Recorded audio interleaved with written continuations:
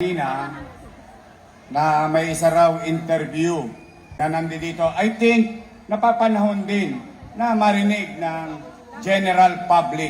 Malaki po ang utang na loob ko kay Danny Lacuna. Hindi ko yan tinalikdan, hindi ko yan tinalikuran. Muling dinumog ng mga supporters ang Team Yorme. Dito naman ito sa District 4, Sampaloc, Manila. At ngayon merong nakakilabot na mensahe si Yorme para sa mga Lacuna. So tara, alamin natin ngayon ang mensahe niya. So kasama din pala dito sa tumatakbong senador si Dante Marcoleta at Gringo Hunasan. Natin sa pandemya. Ang isang leader na tunay na nagbigay ng pagmamahal, malasakit at kalinga sa ating mga batang Maynila.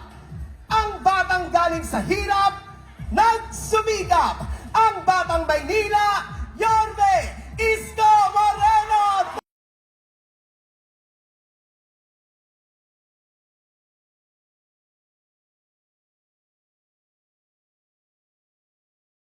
Masaya na mga batang Sampaloc ah. Well, una ay mga nagambala namin ngayong gabi. Pasensya na po kayo. Alam ko bukas may pasok pa ang anak nyo. Wala na. May pasok ba kayo sa trabaho? Wala rin kayong trabaho. Ayaw ko kayo nagagambala, pero dala ng pangangailangan ng sitwasyon. Kaya kung bakit gabi-gabi nagaganap ito, hindi lang sa Maynila, kundi sa buong bansa. Magkaganon pa man, ang buong Yorme's Choice ay nagpapasalamat sa inyong lahat at kayo'y sumama na mapuyat ngayong gabi. Mga batang Maynila, handa na ba kayo?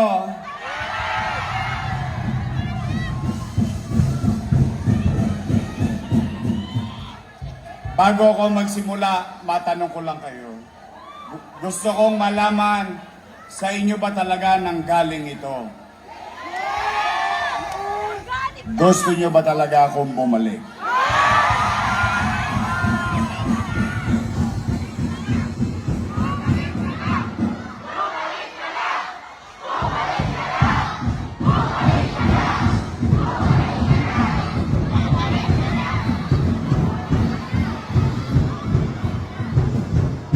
Kasi po, nalulung kanina, na may isa raw interview.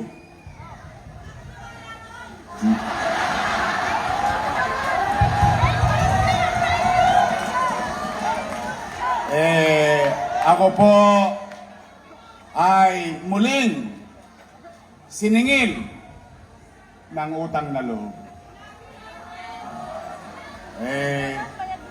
Totoo naman. Gusto ko naman yung aking mga minamahal na lolo't lola na naririto, mga senior citizen, napakinggan niya na nila to.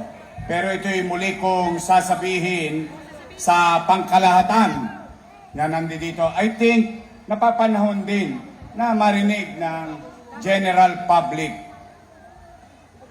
Noong ako'y nag-file ng candidacy noong October 8, kasama ang buong grupo, ang unang ginawa sa akin, siningil kagad ako ng utang na loob. Ako naman nagsabi rin, Nay, Tay, mga lolo't lola ko, mga batang Maynila, sa akin nyo na marinig. Ako, isa sa marami, o baka lahat, ay naniniwala na ang utang na loob ay walang katapusang bayaran. Naniniwala po ko ron. At Salamat sa Diyos at sa mga taong nakasama ko, nakamit ko ang mga tagumpay sa buhay. Ibig sabihin, hindi ko to nakuha ng mag-isa lang. At bilang pagtanaw ng utang na loob, minabuti kong palambutin ang aking leg at lumingon sa nakaraan sa mga taong nakasama ko nung araw. At kanina nga, may nagpa-interview at sinisingil na naman ako ng utang na loob. Ngayon naman, kayo na po ang humusga. Malaki po ang utang na loob ko kay Danny Lacuna. Hindi ko yan tinalikdan, hindi ko yan tinalikuran. Sa maliit kong kaparanan, nilingon ko ng buong buo at tinanaw ko ng taos sa puso ang mga bagay na ginawa sa akin ni Danny Lacuna. At para sa inyong kaalaman, bilang ganti ng utang na loob kay Danny Lacuna, isinaayos ko naman ang kanyang mga anak. Kayo po ang humusga. Una, Philip Lacuna. Nakaupo? Tumakbong Liga ng Barangay. Ayaw iboto ng kapwa niya chairman. Maraming chairman po rito, inabot pa yun. Nakiusap ako sa mga chairman. Sige na, pagbigyan na natin. Hindi, suplado eh. Hindi na, alam mo yung mga konting kuskus balungos, wag na natin intindihin. Tanawin na lang natin si Boss Danny. Nanalo! Makaisa, makadalawa, makatatlo, natapos ang termino bilang presidente ng Liga ng Barangay. Matapos, pinatakbo nating konsihal. Nanalo. Sumunod, Lay Lacuna.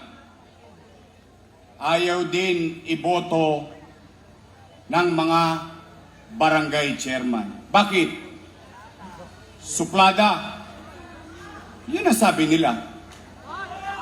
Hindi naman ako ang butante nila eh. Yun naman, kinukwento ko lang. Nakiusap akong muli sa mga barangay chairman.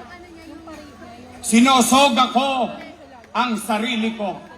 Binubunot ko ang mga alas ko sa mga chairman. Manalo lang sila. Mapasaya ko lang si Boss Danny. Nanalo. Makaisa. Makadalawa. Makatatlo. Yung huli, may sakit pa ako. Ito, nandito yung mga chairman sa East Ocean. Nilalagnat ako. Nag-show ako sa GMA 7 bilang host ng tahanang pinakamasaya. Nasarado na.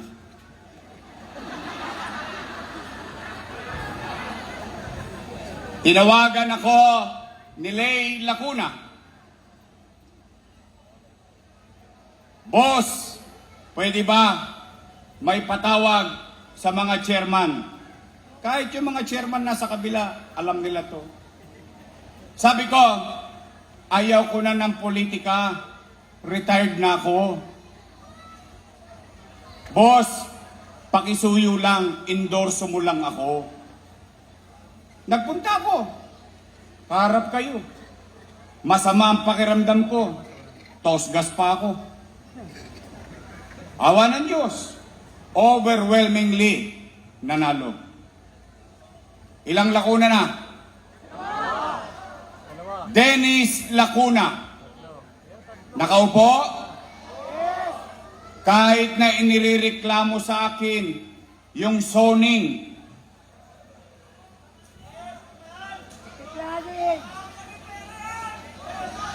Huwag na tayo magbintang. Basta ang alam lang natin.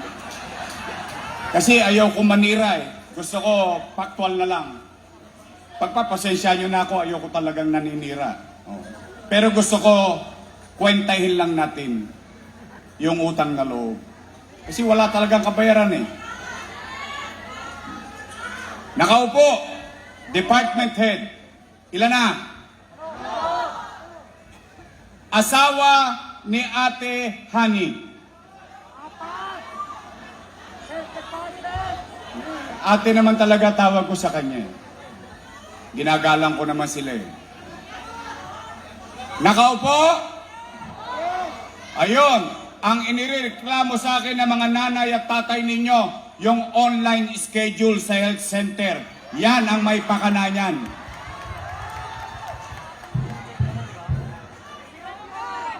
Ilan na sila?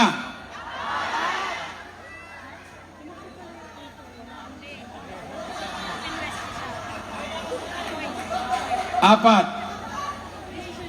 Lisa Lacuna. Kapatid ni ate. Chief of Staff. Ilan na?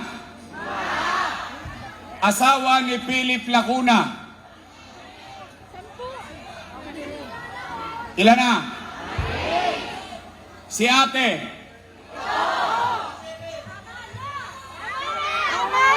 O ngayon, ako ang mag-aalis ng dalawa. Bakit? Hindi naman ako nag-appoint nun. Hindi naman ako nakatulong dun eh. In-appoint niya yun. Ilan ang sila? Plus, mga nanay ko, mga tatay ko, mga lolo't lola ko, mga batang Maynila. Ako na po ang nakikiusap. Patuloy akong tatanaw ng utang na loob. Hindi po ako titigil. Bakit ko kailangan baguhin ang sarili ko? Dahil lang naman sa paninira ng ibang tao. Narating ko nga itong kinalalagyan ko eh. Salamat sa Diyos. O kaya lamang, may pakiusap ako. Baka naman kung po pwede, sa ibang bagay na lang ako tumanaw ng utang na loob. Bakit? May utang na loob din naman ako sa taong bayan eh. Kung wala ang Diyos at wala kayo, wala ako sa kinalalagyan ko ngayon. Ngayon, masama naman bang lingunin ko rin yung taong bayan? Bumalik.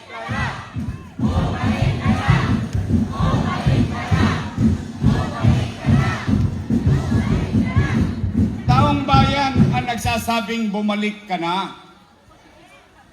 Anong gusto nilang gawin ko? Magtengang kawali? Kung sila ay nagbuti sa kanilang tungkulin sa taong bayan, wala dapat silang ipangamba.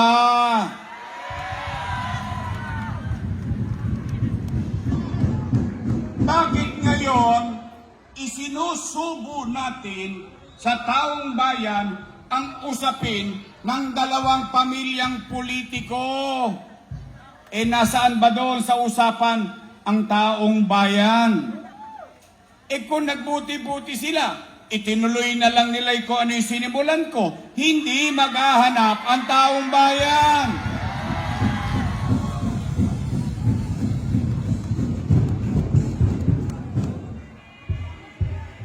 may nagsaing, may naghain, kakain na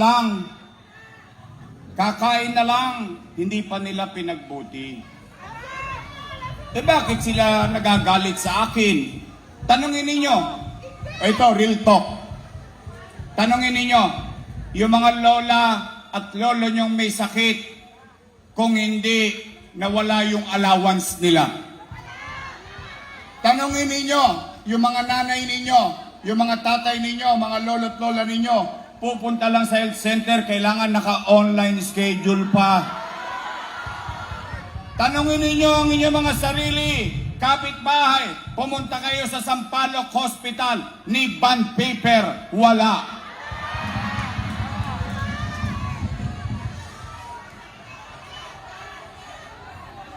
Sinong may sabi nun?